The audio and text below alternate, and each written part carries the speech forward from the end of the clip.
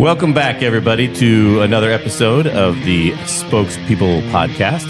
I am your host, Dave, with our co-host. Also Dave. There you have it.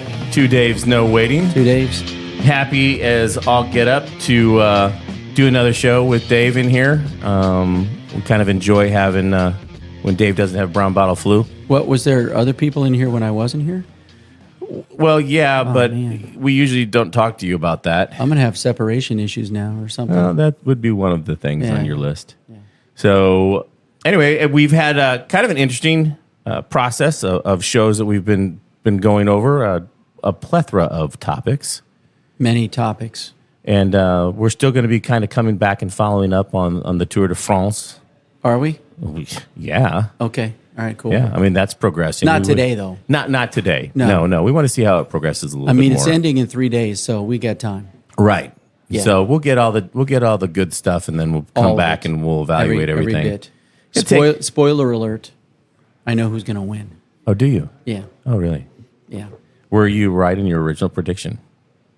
Oh, I was a Vingegaard guy, but, you know. Were you correct in your original prediction? Probably not. You know, I really thought Vingegaard was going to come around. Okay. He did not. Apparently, if you pierce your lungs, it's really not good for what the kids call the ventilations. So Yeah, that could hinder a little bit of performance. breathing is not good with broken ribs. No. And we'll bring Troy back into it. Troy was a cool guy. Yeah. The guy's an encyclopedia. Yeah, he really is. Yeah. That was cool. Yeah, I enjoyed that one a lot. And we've done other things too. We've done NICA. We've done the NOS. Looking to get the gentleman from Thor on here soon to talk about some of the trail designs. That'd be cool. That'd be a good one there too. Yes. Looking to get a cool one from a guy out up in the Pacific Northwest. We'll talk more about that if that happens. All right, cool. But today we are blessed and excited. We've been trying to get this one for a while here, folks. So the enthusiasm is technically overbounding. I kind of had to drop the volume to calm down on this one. She is a busy person. I want to introduce Endurance Athlete Theresa Bender. How are you, Theresa? I am great. Thank you for asking. Thank you for having me. Thanks for coming in. Really do. You have just a long list of performance races and endurance type rides that are, in my mind, incredibly demanding. What the French call incroyable. Incroyable. Mm-hmm. Yeah. That would be. That's probably My husband would probably term them as expensive and time consuming. Yeah. Yeah. I mean, yeah, but you got to do what you do. You know what I mean? Yeah. There's obviously a reason why you chose this style. Yeah, I think I like the gut of the long haul. Okay. Mm-hmm. Because so much can happen and so many variables are there that it's kind of like a fun game and puzzle. I don't know. Like you have to think about more than just fitness and fuel for a couple of hours. Right. So. Well, I mean, everybody has a little bit of a different flair to, some people like Dave. I know Dave loves crit. I know he loves gravel. Honestly, I don't love gravel so much anymore. I do it begrudgingly because it's just, I don't know. I'm morphing into what I would call the opposite of Theresa, which short is, and sweet. Short and sweet, baby. That's where I'm at. You mean couch potato? No. I like honestly. I'm more into the shorter stuff. I've done all the gravel things and they're fun, but they're not really fun. I gotta stop lying. It's torture out there. Well, I mean, you have people who are geared like Usain Bolt. He's a sprinter. And then you have people who are geared for long marathons. People get their groove. They find their thing their niche that they like, and they really like it. But, I have to say that the longer races, those gut wrenching ones that you do, they're definitely more time consuming, taxing on the body, the mind, the training time, the commitment you have to put into it. But first and foremost, what actually got you here?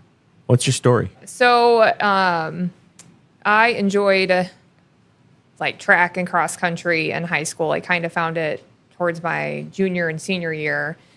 So I enjoyed the physical fitness part of it. A Cardinal. Yes, at Duchesne. You went to Duchesne? I did. Oh, we just rode by there the other day. Beautiful area, beautiful school. Oh, yeah, it's really nice. I dated a girl from Duchesne. I'm really sorry for her. No, she was very nice. Has she sought help? Has she received that? Oh my God, we're talking in the 80s, man. Come on. Oh yeah, no one did therapy back then. No one did therapy. Okay, way before my time. Yeah, I'm sure. But you anyway, did I more. met. I had a girlfriend at Duchenne whose family did Bran. Dr. Robert Muehlman was her dad, or is her dad, and then him and his family did Bran. And the thought of riding my bike all week just sounded really fascinating to me. I didn't even have a bike when I was like, yeah, I want to go with you and your family. So I bought my boyfriend at the time's mom's bike, which is just this big old clunky hybrid. And my mom came along and drove with us. She was kind of like our SAG for the week. She literally followed you in the car the whole way? Pretty much. Oh, my Because God. she was scared to death because I was like 17 years old. Oh, my God. And I was with her, my friend's family. But yeah, that first day was wild because it was hot. It was windy. It was when we did, I don't know, some longer days on Bran. What town did it start in? No, on that I year? Do you don't even remember. I'd have to Was it out whip in the the sand map hills out. or anything? Yeah, it was a pretty, I think it was a 500-mile Bran. So it was okay. a long Bran. Yeah, those are the longer ones. Yeah. But, out of that first day of like 600 and some riders, I think only like 100 and some finished. Just because, the weather was hot and windy. Brutal. And yeah, it was brutal. And you finished And on we your finished. My friend, boyfriend's mom's hybrid? yeah. I mean, my girlfriend and I, we probably rode like 8 miles an hour the entire time. We got off our bikes constantly. We ran around in sprinklers or whatever we could find. My mom was always close by. And that was like, Oh I my mean, it was God, really it was- hard. I was totally trashed afterwards, but I was like, that was so fun. And then just the thought of it too, like I have to do that 6 more days in a row, but they weren't all that hard.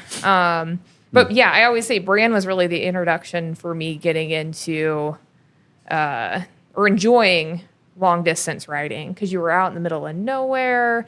The scenery was beautiful. It is nice out there. Yeah, I really enjoyed it. So so high school is kind of where it happened. I didn't do a ton in my 20s, just with college and career, none of the endurance or longer stuff. I did do some brands here and there.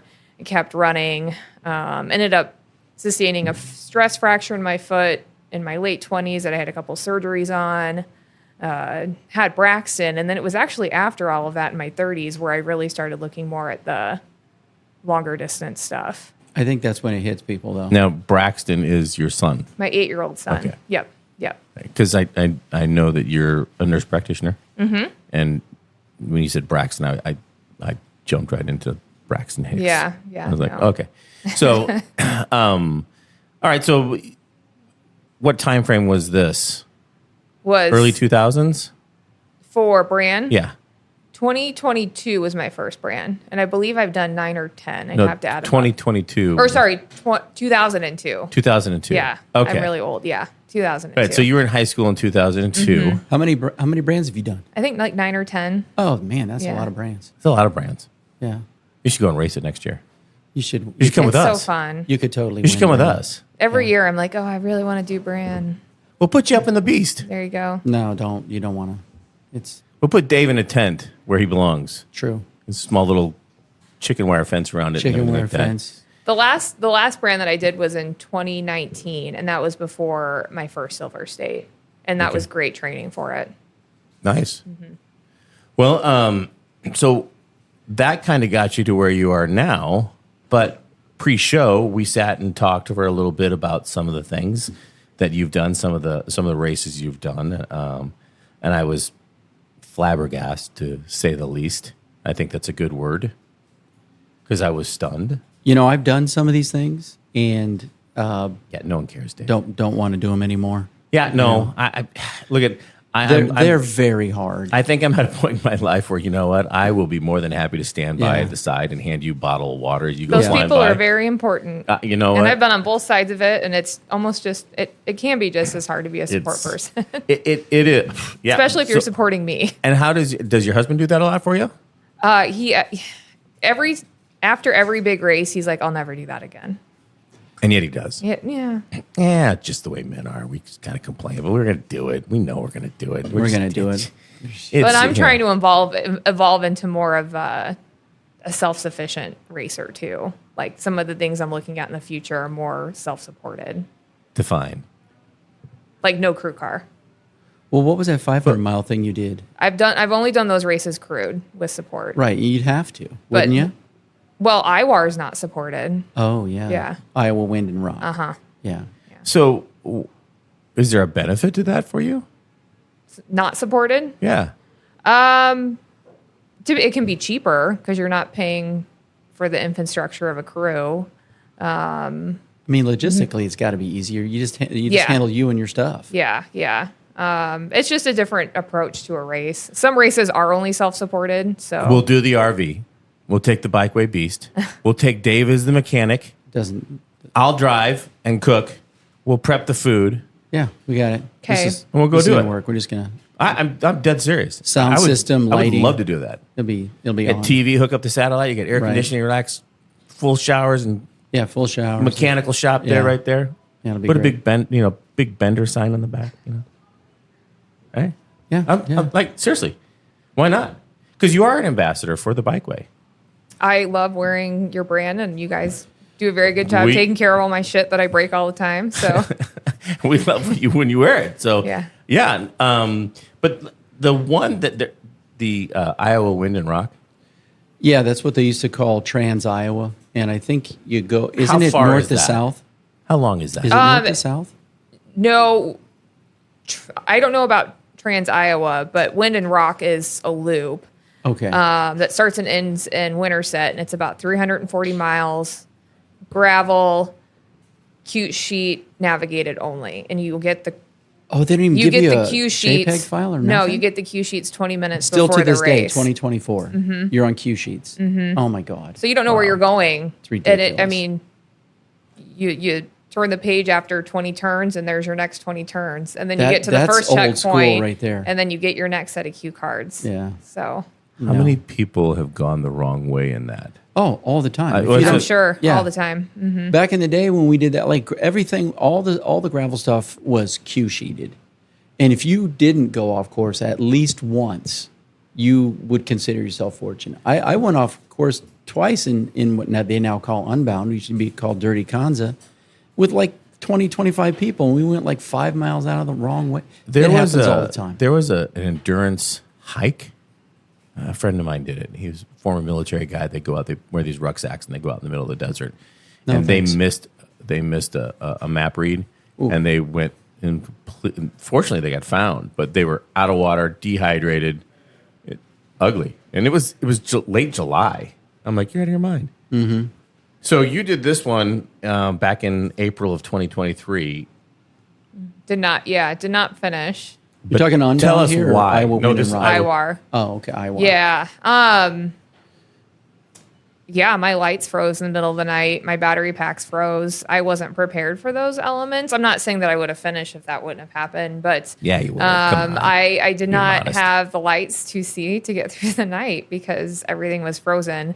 And, hindsight, I probably should have had better battery packs, and I should have taped hand warmers to them to keep my batteries warm. Well, I blame Jamie for not outrigging you properly for that. Well, that's the thing about Iowa Wind and Rock. It's in April, and It it's could in the be Midwest. 90 degrees too. Half the time it's muddy, and people have to hike a bike for like tens of miles. With a heavy endurance bike Loaded- that probably loaded pack. weighs 25, 30 pounds minimum. I've never ridden a bike that heavy that I did at IWAR Yeah. because I had all my supplies with me. So if it's not that, so you then completely take everything on your backpacking riding. Yeah, because you don't even know where you're. And I don't typically sleep for durations like that, but you don't know where you're. You know approximately how many miles for your aid station, but like you don't know what's in between you and people the aid don't really station. sleep for that. They just like go into a quick shop and like sit down for a while, right? Yeah, if that. If Sometimes they that, just keep yeah. riding. Or just because you really don't have time. Yeah, because there is a time cutoff. It is time limit. Oh, really? 34 hours. Okay, 34. So you have 34 hours to complete, or you're out. Yeah. And how many times have you attempted Iowa? One. One? Okay. You're And going back? I told Sarah Cooper I'd go back in 2025. So Okay, so you're going back next year? Mm-hmm. Okay. And I had just gotten the bike before the last attempt. The Scott, you guys had changed over to the single speed with the SRAM, and that was great. or not single speed, sorry, but a 1x. Okay. So I had just gotten the bike completely redone. The bike works flawlessly. You don't want to. You're going 1x on something like that. With Yeah. all those climbs and everything. Yeah. Okay. That's It just interesting. simplifies it. Hey, can we talk training? Like, what kind of miles are you doing in the weeks leading up to an event like that? I think I'm not real traditional just because I'm so limited by time. Yeah. And the older I'm getting, I'm kind of realizing that I need to modify things. So mileage isn't, I don't think, as important as what you're doing for intensity. Okay. And also practicing during the off hours so that you know how to overnight ride when you're tired and things Okay, like so that you're doing your training. I made sure I did In some the late really, evening? Yeah, I did some overnight rides. I would do early morning rides. We talking outdoors with these rides? Yes. Okay. Yeah, because you got to train the eyes. You got to get, especially for gravel, you got to get used to riding on gravel in the Okay. dark. Yeah. So you're Very going to, I have a little secret that Dave doesn't know, but you had told me about a new job that you're going to be having, and that's going to be causing you to be working some long nights. Mm-hmm. I'm very familiar with that role. You're going to love it, by the way. I'm excited. You're going to love it. Still to this day, my favorite job of all time.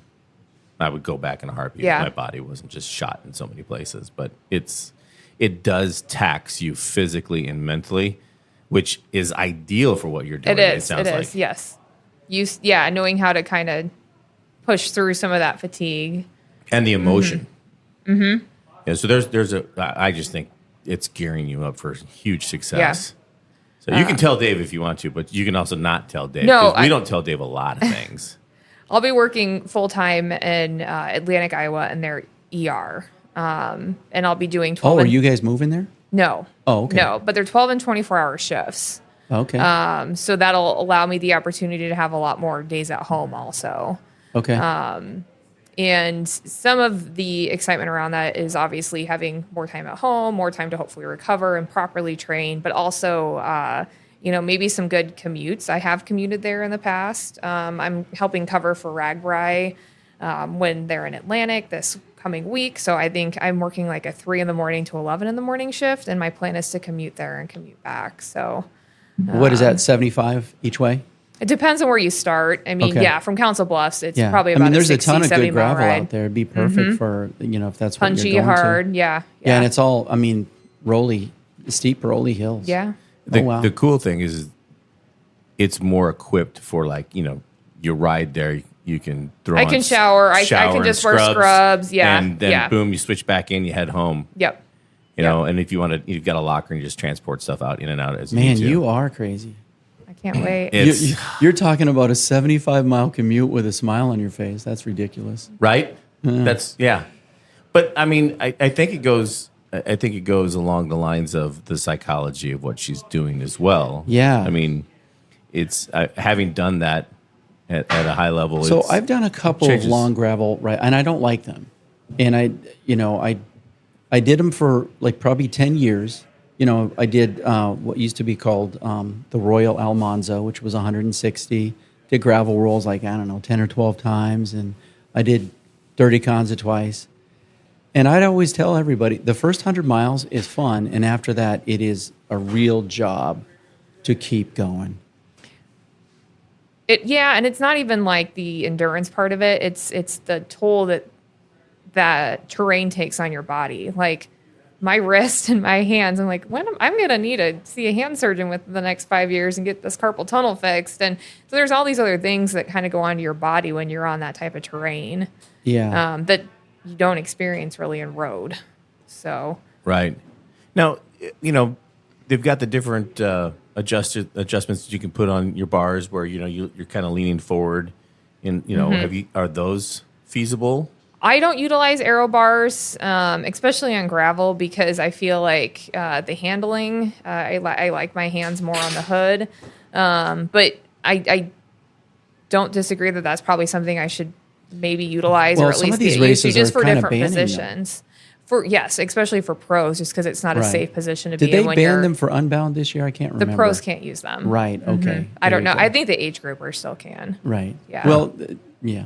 I mean, the pros are riding gravel like it's a Peloton. So you Correct. probably wouldn't want a bunch of dudes on, aero bars on Without their gravel. brakes, yeah. Right. It's kind of, so it's definitely a safety issue for them, I think, Well, I've seen some aero bars that actually have brakes up at the front now too. Yeah, I mean, for time trials, you see that, but, Not worth the hassle to put in or install or. No, I think especially if I were to, ultimately my goal would be to do some type of trans-country race, and I would need them for that, just for another position to put my body in. Right. Is RAM still a thing? Yeah. So are you thinking about RAM sometime? I think that's too expensive and Okay. too much infrastructure. I would like to do more of a self-supported one. Oh, really? Yeah. And Trans Am's an option. That's on road. Still really busy. Bike nonstop is probably the safer way to go. It's gravel and rails to trails, but the roads are a lot safer. Right. Oh, I think I heard about that one. What'd you call it? Bike nonstop? Mm-hmm. It's sisters of Trans Am. Okay. Mm-hmm. Okay. Continental Divide? Maybe. Yeah. Mm-hmm. I mean, you have mountain bike skills for that, do you think? I'm getting them. Okay. I'm working on it. I mean, There we go. some of that is pretty rugged. Yeah. It's a little bushwhacky. So the IWR was 325. Did you say or 40. 340 I finished miles? I finished at 200. Okay. Mm-hmm. But the big kahuna that you did was in fall of 23, the Hoodoo 500 mile. Yeah, that's so we go to St. George a lot, and Where is this at? It was in St. George, Utah. Oh, okay. And I had done 2 other 500-mile distance road races. It was nice because Hoodoo was a different one. I had done Silver State previously twice, and that's in Nevada. Scenery is beautiful in Utah, especially the southern part. Right. The challenge with these, I don't know if it's a challenge, but it's kind of like, oh, I'm finished, but there's no other females that finished. So it's kind of like, how would you have done? So 2 other females started, one of which was Leah Goldstein, who's done RAM and Trans Am, and she wins a lot of this stuff. Her and the first place guy kind of took off like bats out of hell, and I'm like, this race is 500 miles. I'm just going to pace it out and see how it goes. What kind of pace were they keeping? They were on time trial bikes. They were probably going upper, okay. lower 20s for miles per. I'm so like, this is all road. This event. Yeah, with crew cars. And I'm just like doing what I do normally. I just take it easy, conservatively. And then in the middle, not even in the middle of the night, but into the night, we caught Leah. And then I was changing and she got ahead of me again. And then supposedly I shouldn't say the word supposedly, but she, I guess, had fallen asleep and crashed her bike into a side rail in the middle of the night. Fallen asleep while riding. Yes. And so I don't know if a part of that was, she said that she had a cold prior to going into the race. I don't know if a part of that was just fatigue from that, or if she was really expecting to be able to sleep overnight. And that's why she races so hard to begin with, is because she knows she gets to rest, but she knew she couldn't rest because I was right there. I don't know what the story was. And then the other female who had started, I don't know where she quit, but she was always kind of a ways back. So. And how did you place? I was the only female to She was finish. the only female So finisher. she placed it first. That would be the first place. Yeah. So And I this don't is remember 500 miles? overall if I was second overall or if there was another. I know there was at least one man that finished ahead of me, the overall male. And this is 500 miles? Mm-hmm. And what was their finishing time? Oh, that was 520 miles. I think 38. Okay. Hours. And you 38 rode hours. all the way through except for like breaks for changing and whatnot? Yeah, I was only off my bike for a total of like an hour, according to my Garmin. For how many hours? 38. No, man. My crew would just hand me stuff on the side of the road, and I would grab it while. How many bananas is that? I don't eat bananas. You don't eat bananas? If I did the math, I would say that you'd have to have at least one banana every 45 minutes if that was your main staple. Yeah. I know a lot of cyclists that won't eat bananas anymore. I think brand ruined bananas for me. But it can. It did for me, and just recently I started having bananas again. I actually am kind of enjoying them. I didn't then, but I haven't for years. Speaking of nutrition, what are you doing on the bike? That's That's a big factor. So for things like that, I realize I don't like solid food. That just kind of sits in your gut, and Oh, really? you look like you're pregnant like halfway into these races. So I do a lot of gels,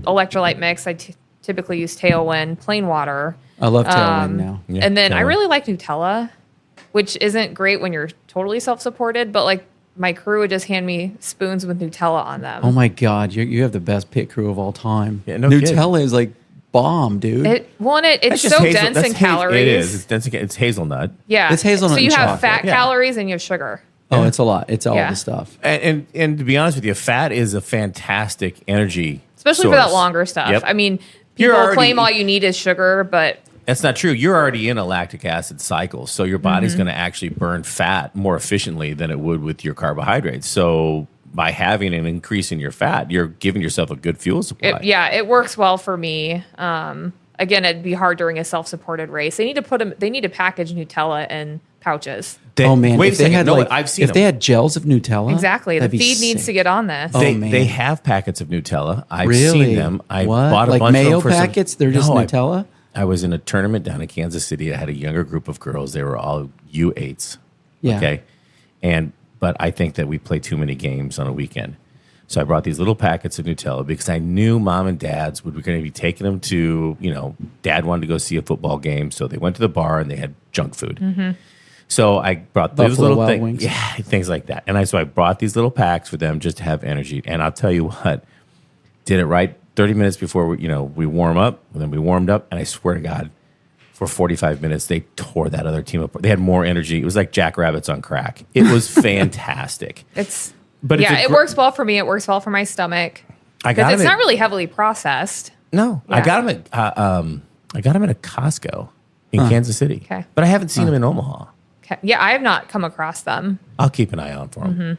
I used to run into this thing like when I was doing gravel worlds and other long races like that. About 6 hours in, you just get tired of all the, the Gatorade and the really sweet liquids. And also you feel like, I used to feel like, and the other guys would talk about it, like your gut's really not even. It doesn't want to work. No, we used to call it goopy gut. Mm-hmm. And I would just crave like an honest to God, like bacon, lettuce, and tomato sandwich with mayonnaise. Like real food. You just wanted. I used to bring boiled eggs with me, I've heard of people doing that. and I wouldn't eat the yolk because I think that's kind of hard to digest. But the Egg white white? part is it's pure protein. Yeah, everyone's different in terms of what. I don't know if Works it for worked or 'em, not, yeah. but it's.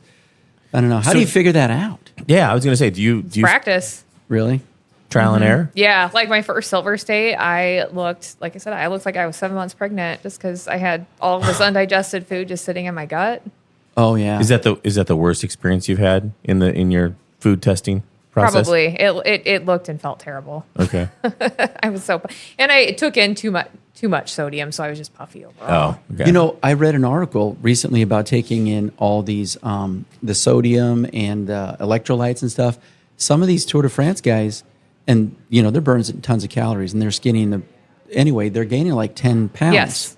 10 pounds during a Fluid. Tour de France because of all of the extra electrolytes that their body's just hanging on to the fluid, Right.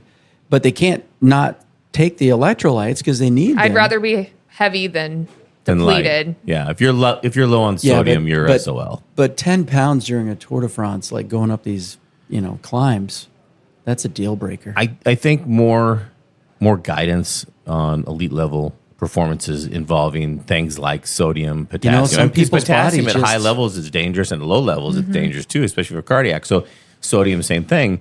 But I've seen it numerous times where people are like riding, but they drinking water, and then they're like, man, I feel dizzy. I must be low on blood sugar. And it's like, no, you're not. You're actually low on sodium.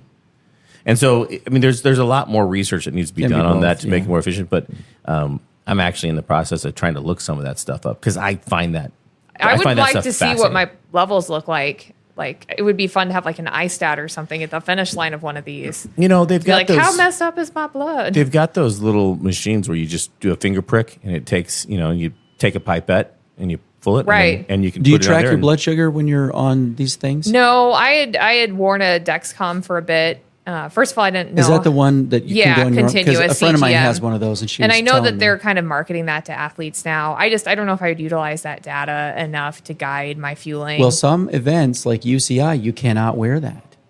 Well, and I mean, fuel. I don't know. Right. And I think recognizing the nutritionist, Nikki Kubiak, said, your first sign is your change in your mood.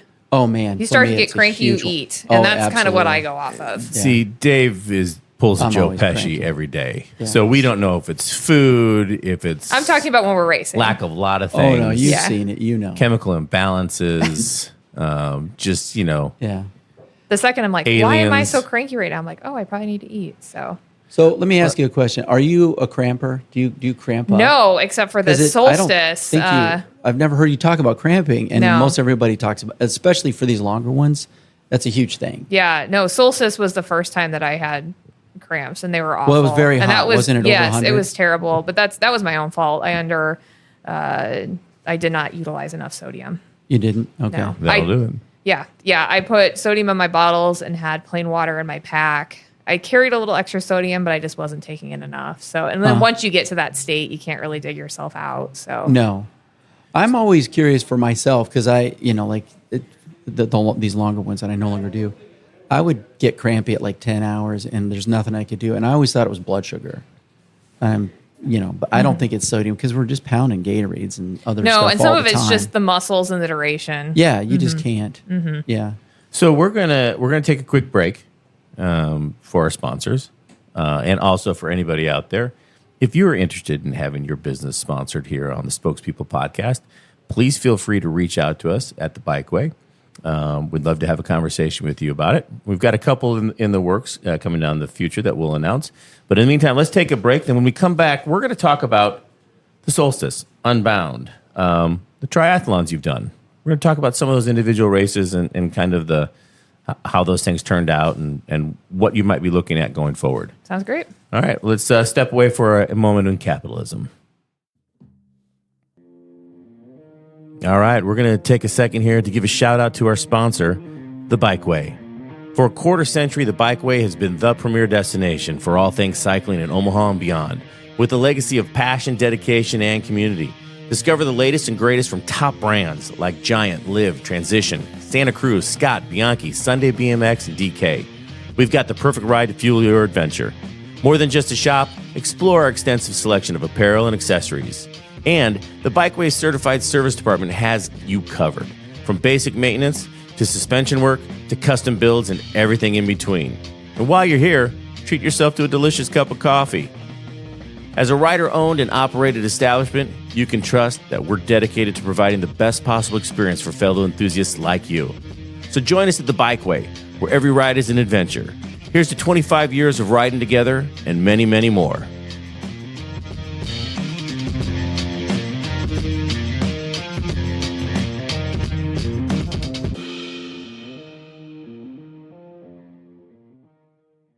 And we are back. And we want to once again thank the Bikeway for sponsoring us. Once again, we are a podcast about cycling in a bike shop. So that's kind of cool, actually. But here's another thing for all you listeners out there we want you to do for us. If you're enjoying the podcast, and we hope that you are, if you have ideas or suggestions, please send them to info@thebikeway.com. We would love to have some ideas or suggestions about future shows that we could do that would give you some information or assistance in your cycling ventures. But if you go to the podcast and you hit that little follow button actually helps us get out to more people. Yeah, So, follow us or we're going to come talk to your parents. Yeah, don't have Dave come talk to your parents, please. And for the love of God. also don't talk to me at anyway. That's fine. Yes. But hit that little follow button and share it. Tell people. This is a good episode, especially for people who are thinking about the endurance type races with Theresa Bender, the endurance athlete that she is. Endurance athlete Theresa Bender. Endurance athlete She has Theresa Bender. cards. They say that. That's what the card says? I'm going to make them. Hooked on phonics. There you go. So we are discussing different races that she's done.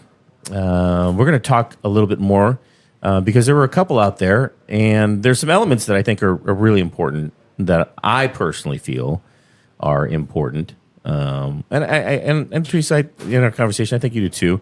In all the races, and you've raced against professional racers as well. Mm-hmm. You're the only mom. I don't feel like there are many moms in the longer, higher level races when I'm looking at the results or just kind of seeing who I'm racing against. And I think that, and it's funny because I've never done this. I didn't really do much of this before I was a mom, but my evenings aren't my evenings. And I wouldn't have it any other way. I love the fact that my evenings... So you became a mom, and then you're like, oh, you know what? I have all this extra time. Yeah, you know. Why don't I do some endurance training? That would be super sweet.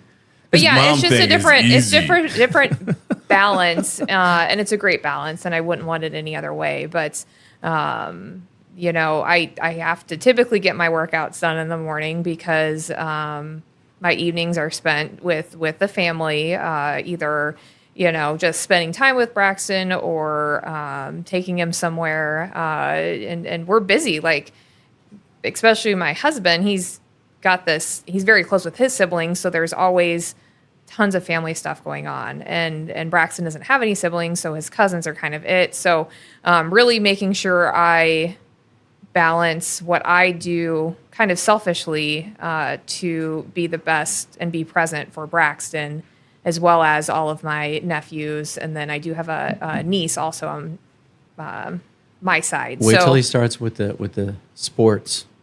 Is he into the sports already? I mean, really, and Eric's a soccer coach for their recreational team. My job is to get Braxton as confident as we can on the bike, so we're going to work on that. We're working on that.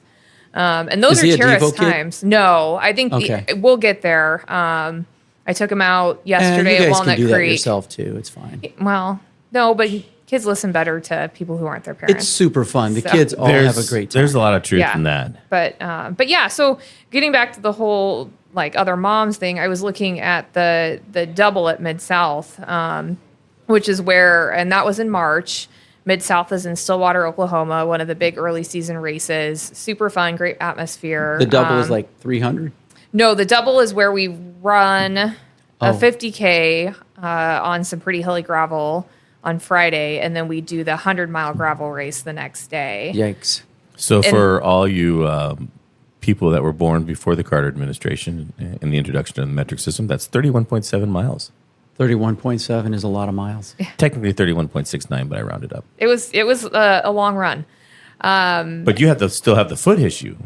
Yeah. I have a chronically broken foot. It's never going to get better. I probably shouldn't run, but I still do because I enjoy it relatively. So in years previous, the double, a little bit more at what I would say like recreational athletes or kind of weekend warriors. This was the first year where all three women at the top of that podium for the double, they were all like legit pro cyclists. So, and I don't mind that they don't separate the age groupers out from the pros. I'm fine with that because it kind of just shows us where we all stand. But, you know, I was looking at all of the women who ranked above me for that, and I kind of like looked at their social media and stuff, and I'm pretty sure I was the only mom to have finished at least in the top 10. And I was like, well, that's really, you know, I was proud of that. Like, at the end of the day, you know, it's all about doing it for yourself and doing it for your own, you know, life. And I love that balance. Well, and I'm going to throw a kudo at FDR here for a second, because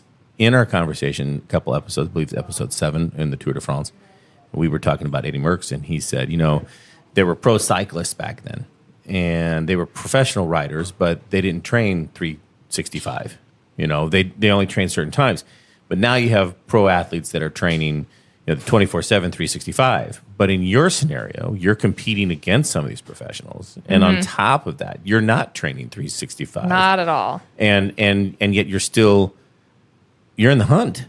Yeah, I mean, I do what I can, and it's fun to see how it all plays out and how I compare to those who are allowed or have the privilege to do it more full time. Right. Mm-hmm. Have you ever thought about that? No, I don't. She has a real job, dude. Well, I enjoy my job, and I make decent money. and not that it's about money. It's not bike mechanic money she's making. True. But also, I don't know if I would enjoy it if I had to do it for a living. Yeah, The might pressure not. of that You sounds might terrible, not. actually. Yeah. Yeah, I can see that. So- What kind of training week are you doing? Like between running and riding?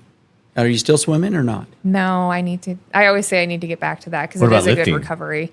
I try and lift. I do lift because that's important too. But yeah, I typically try and do between an hour or 2 hours during the weekday. And then, you try and get your longer stuff done on the weekends if possible. I try and only take one day off, but you got to listen to your body too. Like today I didn't want to wake up early. So I didn't wake up early, and then I'm not going to do anything today. So I'll make sure I get a good solid track workout in tomorrow because I'm trying to get the speed built back up for running. And then my plan for Saturday is hopefully a century ride, and then Sunday, hopefully a long run.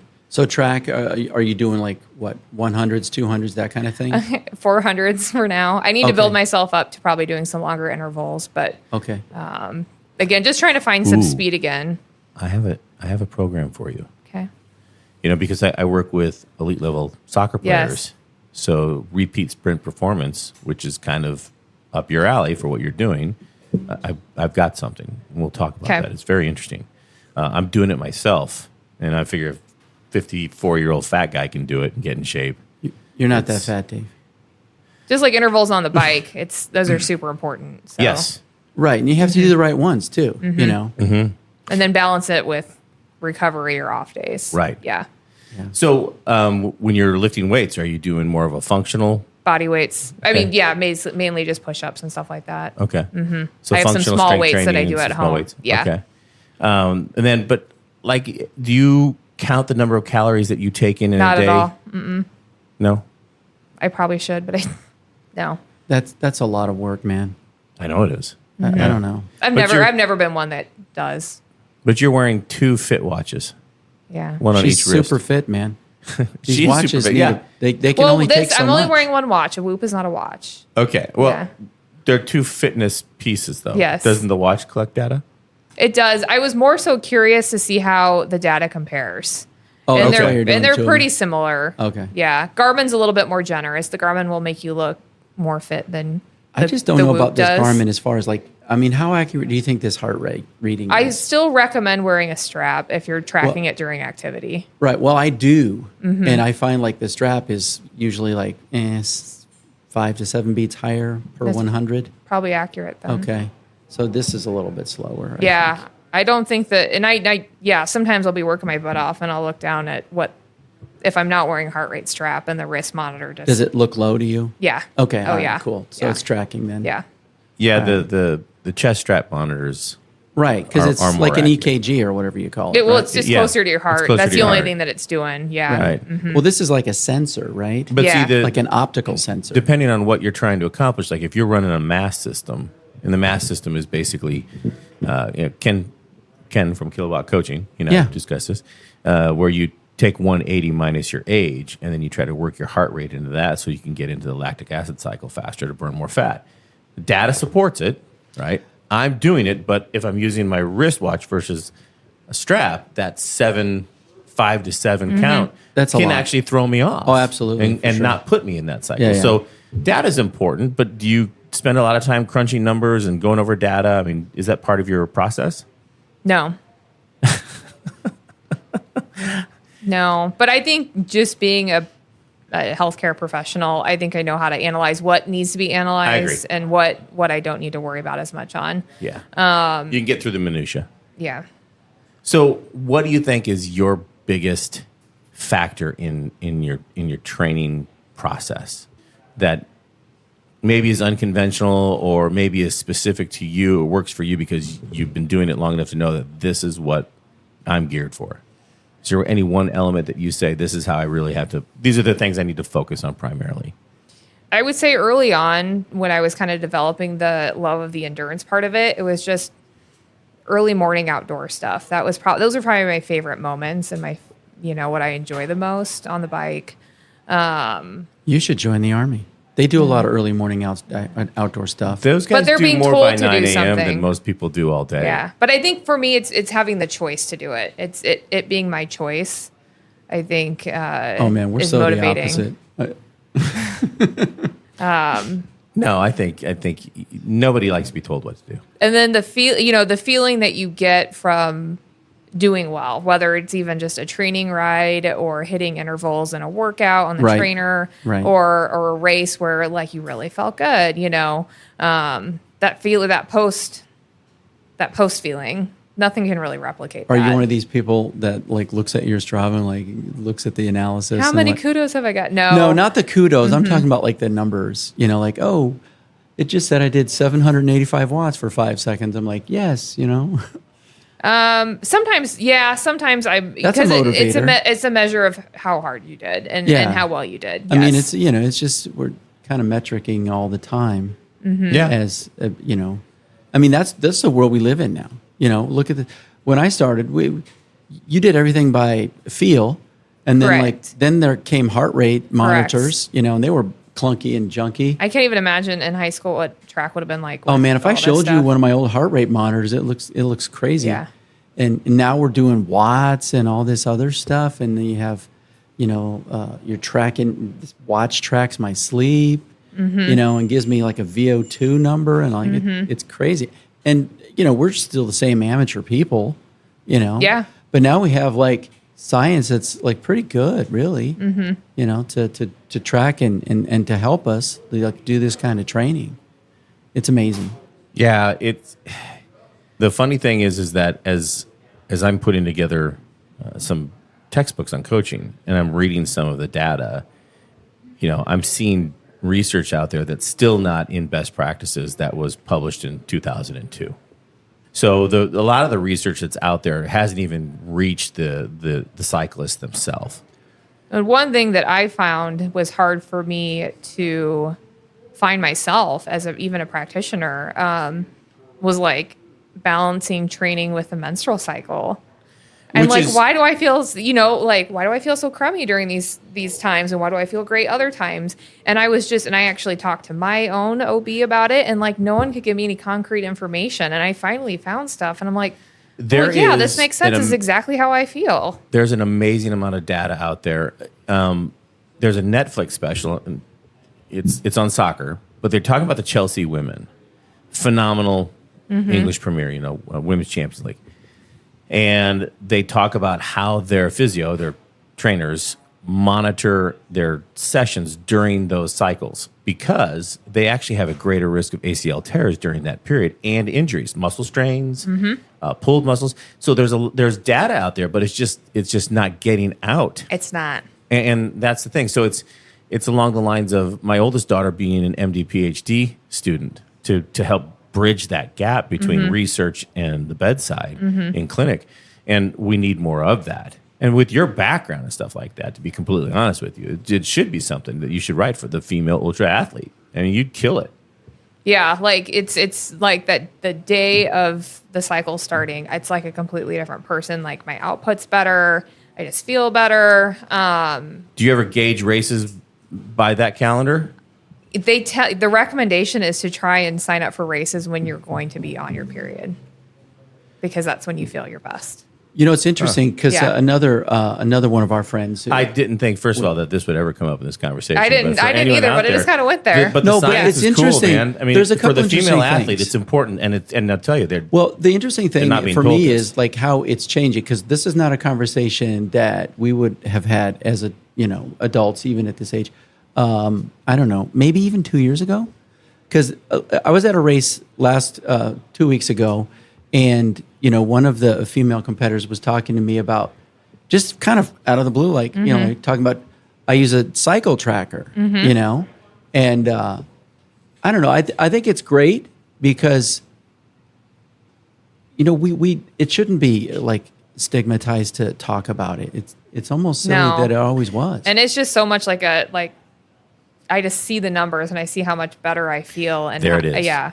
So for me, During certain times for of the me, my whole concept about evidence-based research for athletic performance, if I can give one of my players a 1-2% advantage due to science, do I use it?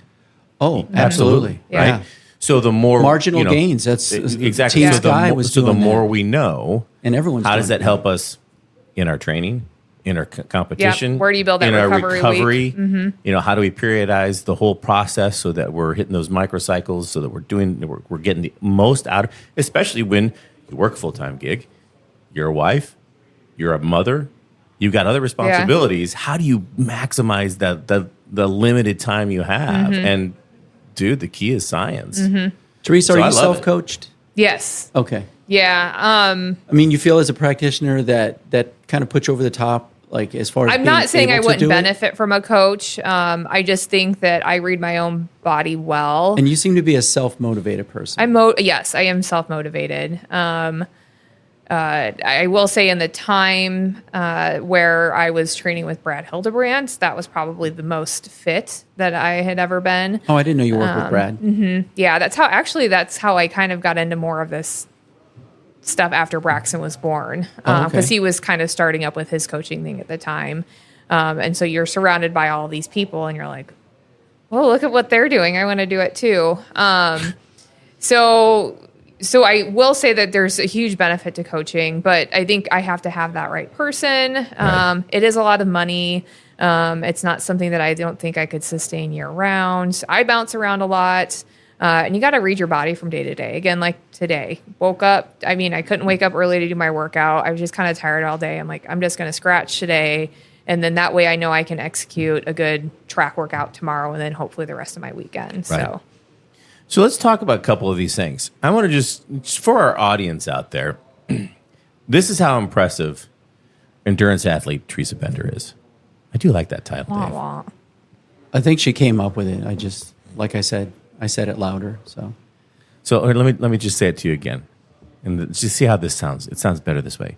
Endurance athlete Theresa Bender. Are you trying to get the smoky voice? Oh man, Yeah, I see, killed right? it. Oh, I did that. Oh, see. Way to interrupt. I like No, that. hey, that's my job. So, Solstice, 100 miles, you won. Elements sucked. Unbound, 200 miles, third attempt, 2 finishes, third in the age group. The Double Mid-South, 50K run, 100-mile ride. You ran 31 miles with a broken foot, and you got 7th.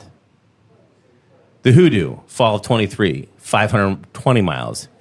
First in women, and did you look up that? So there was a Voyager, so a self-supported person did win overall. So third overall, first female. Third overall, first female. And the other 2 are men. That's how it works, Dave. Thank you. But Well, not necessarily. Yeah, be careful on that one, Dave. Look, man, we're not going there. Dude, don't be so judgy, man. I'm all judgy. But there's a ton of men you beat. Not at Hoodoo. There's just not a ton of people that do that. But Look, man, as somebody who loses to Theresa but there Bender were all more the time, than 3. yes, or they DNF'd. Yeah. Well, there were more than 3 that started. How about that? Yes. Okay. That is there a we correct go. statement. All right. And then Silver Star or State, Silver State, first, Yeah, that was in 2019 and 2020. what was that? 300 gravel. Silver State's the 500 over in Nevada.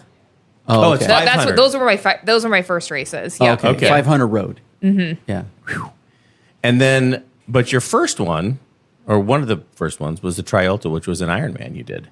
That was in 2022. Okay. Yep. So that was my first and only Ironman. Where's that? That was in St. George also. That one's notorious. I don't want to say it's the hardest Ironman, but it's ranked pretty high as far as difficulty because of the hills. It's a pretty hilly bike course. That's at altitude? No, St. George is not. St. George okay. is at about 3, and then I think we climb higher around it. Okay. Well, 3 is altitude for us. But that was tricky in that in fall of 2021, I had gotten subacute thyroiditis from just this nasty respiratory virus. And so then my thyroid went. So I had to really dig myself out of a hole to start training again because I had already signed up for that. And that was in May of 2022. So I did have a coach for that. But ironically, the coach that I hired decided he didn't want to coach anymore. So then I got rolled over to one of his partners who I didn't know. Right. Yeah. So anyway, the swim is the limiting factor as far as why I don't do triathlons routinely, because I'm just not a good swimmer. I've tried for maybe 4 years now to become a swimmer, and I'm just not great at it. But that doesn't mean I can't do it. So I was in the water for pretty much the maximum amount of time for that Ironman. But I got out before the time cut off. And then the rest of the day was just kind of surviving. It was super windy, super hot. Tons of people did not finish. But it was fun. It was wild. I really enjoyed it. You know, I got off that bike and I'm like, how in the hell am I going to run a marathon? But I did it. I just kind of slow paced it the entire time. I never walked, but never ran fast. Just stayed fueled the entire time. So, And there you have it. Endurance athlete Theresa Bender, proving that insanity can be both productive and fun, because these races are off the chart nuts. I can't tell you how impressed I am with, first of all, the results. Second of all, the courage to do them. I'm sure as hell not doing it. I'll do some stupid things. But you know your limits. I mean, I know my limits. So you've done these things. You've accomplished some fantastic hurdles and some great marks. What's next? So I think that what keeps me going is the diversity. Like, yes, these are all long events, but it's a combination of surfaces and sports, right? Between running and riding. I'm signed up for Steamboat in August. The Is black that course. mountain bike? No, that'll be gravel. Okay. Yeah. And then Love Steamboat. Mid-South just announced they're going to do the Mega Mid-South. And it's September 18th, and it'll be a 300-mile self-supported Okay. gravel race. So I jumped right on that. Are you signed up for Gravel Worlds this year? I am not, because it's Okay. the weekend after Steamboat. Oh, I see. Yeah, and not Yeah. that it matters, but Well, I mean, I could sign up for it if we'll see. it's hard. Now, And then I'm going to end the year with the Hitchcock 50-mile foot race. That's in Hitchcock, Iowa. Hitchcock, Iowa, Right. Los the Hills. Hitchcock Starts at 9 p.m. Yeah. That's a in big December. deal. My wife and I hike over there, and we actually accidentally went over there one time when they were doing that. And it's very hilly. I don't know if you've been to Hitchcock Nature Center. Yeah, I know where it is. It's beautiful. Yeah. But, oh, my God. It's all up or all down. down. So it's a night run? Yeah, because there's a 100-mile race, and that starts at 5 in the morning, and then they start the 50-milers at 9 p.m. Wow. You know, on some of those ridges, I don't know if I'd run at night because you misstep it. And I was going to say, and you're I mean, tumbling. Well, you could are. tumble. Yeah. You could really tumble. I mean, it's not rocky. Could be but- ice. You could- Yeah, oh my God. Like, yeah. Don't they do that in the winters too? Or Yeah, it's December. Okay, that's crazy. Yeah. So that's 2024. Yeah. I don't even know what the hell I was going to say. I mean, It's- I'm just yeah. kind of, it just, It's gobsmacking, really. when you it think really about is. it. It's absolutely gobsmacking. But I mean, I can't tell you how much I find this fascinating. That's not the word my husband would use for it, but Well, I mean, he you know, tolerates it. So my wife considers herself a soccer widow, so I get it. Yeah. You know, that's what our spouses do. They, you know, we put up with them, they put up with us. It's Yeah. supposed to be mutual there. What about? I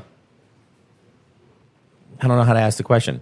Have you ever thought about getting into coaching? You know, in time. You know, I don't know if I'd what's next eventually, or are you yeah, gonna I don't do this know if to I'd the- want to do it to make money because again, I don't know if I'd want it to more take along away. the lines of mentorship. Absolutely. Okay. Especially, I think at this point, I want to see what Braxton kind of gets into. Sure. And I think it would be more geared towards stuff that he does. Okay. But yeah, I love going out with friends or like when I led those women's rides, kind of introducing women to gravel and showing them how to use their bikes and teaching them routes or teaching them how to You would handle. be so great at Devo, especially, you know, with some of these, and it's a lot of young girls that do it. Yes. Yeah. I love I mean, it's that probably idea. 80-20. Well, I don't not know. only that, 70, but you 30. know, they also have Ironhawk has a swim, bike, run Yes. program for Yep. young girls. Yep. And they do that over at CSM. Mm-hmm. That's a good one too. A lot of underserved Yeah, kids. and Brad Hildebrandt started that when he was here. And so there's a lot of different things out there, but I mean, do you see that kind of as a role going into an event at some point? Yeah, I'd always dreamed about being a track coach. like when my kids were competing, but yeah, we'll see. I don't think I'd want to again do anything on the adult to charge for money side of it, but you want to find young Theresa Bender and really just funnel her and hey, you could be pro, kid. Sharing sharing your knowledge is all about what it's really worth, and sharing your love for it. Well, listen, I can't tell you how much I appreciate you coming on today and coming out to the show and studio and recording this with us. There's a lot of stuff to unpack here. Yeah, man, I'm just still kind of mesmerized by the accomplishments. I totally look forward to more. I'm mesmerized every time she passes me in a bike race, which is a lot. So. I'm dead serious when I say that. Just give me 20 or 30 miles and I'll catch. Oh my God. I was telling, so what's her face? Jesse was like, yes. He's like, where do you think Theresa is? I'm like, man, she's like 10 minutes behind us. Like 5 minutes later, here comes Theresa. I'm like, holy shit. Yeah, it just takes me a while to get warmed up. I'm like, I thought you were done and dusted. Nope. This girl does not quit. Well, and that's the thing. So if there is an opportunity and you need support, let us know, because I think we could probably gather up a crew, run the beast out, and have a blast. I mean, there's all sorts of ideas going on in this head. You'll be working your tail off. We'll be having a good time, but we'll get the job done. Yeah, we'll get it done. We'll get it done. It's. I enjoy crewing. I've done it for people just because I know I utilize it, so I always like to offer that kind of as a give back. As long as it's not during cyclocross season, I'll do it. Right. Yeah. Dave has his limitations. Yeah. So in so many ways, but I want to thank you very much for coming on here. Once again, anybody out there, this is episode 11. Please hit the follow button and follow us. Go back and listen to some of the other episodes if you had an opportunity. This is our episode with Theresa Bender, our favorite endurance athlete, Theresa Bender. Yeah. Endurance athlete, Theresa Bender. Yep. But until next time, everybody, stay tuned. We got more things coming up in the next episodes and casts. I am your host, Dave, with your co-host. Also Dave. And until next time, everybody, stay safe and keep riding.